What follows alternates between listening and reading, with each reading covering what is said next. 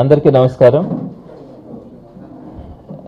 అందరికీ తెలిసిందే, నెల్లూరు జిల్లాలో కాకాని గోవర్ధన్ రెడ్డి గారి మీద ఒక అక్రమ కేసు పెట్టడం, దానికి సంబంధించి ఆయన నిర్బంధంలో పెట్టడం కూడా జరిగింది.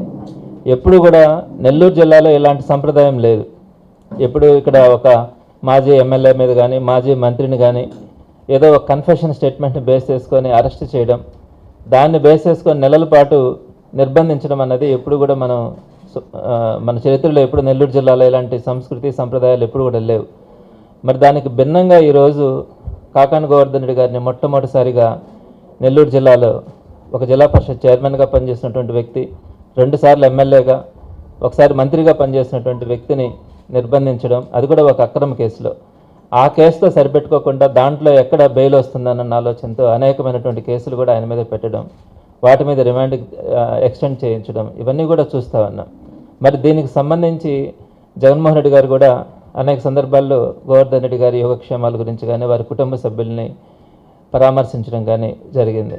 అయితే ఆయన నేరుగా పరామర్శించాలా, రావడానికి నెల్లూరు జిల్లాకు రావడానికి గత కొద్ది రోజులుగా అనుకుంటున్నప్పటికీ ఇక్కడ ఆ కేసుకు సంబంధించి అవన్నీ వివరాలు తీసుకొని ఎట్టకేలకు వచ్చే జూలై 3వ తారీఖున అంటే గురువారం రోజున జగన్మోహన్ రెడ్డి గారు స్వయంగా నెల్లూరుకు వచ్చి సెంట్రల్ జైల్లో ఉన్నటువంటి గోవర్ధన్ రెడ్డి గారిని ములాఖతులో పరామర్శించడానికి నిర్ణయం తీసుకోవడం కూడా జరిగింది.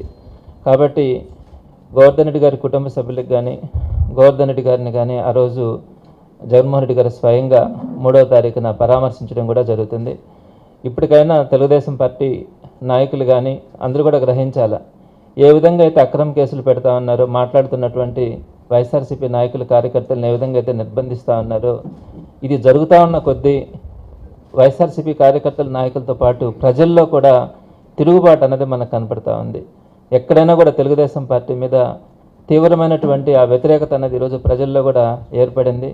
వీరు ఈ విధంగా కేసులు పెట్టుకుంటే కనుక వెళ్తూ ఉంటే ముందుకు వెళ్తే కనుక రాబోయే రోజుల్లో తెలుగుదేశం పార్టీ మీద ప్రజలే తిరుగుబాటు చేసే రోజులు వస్తాయని కూడా తెలియజేస్తూ ఉన్నాము.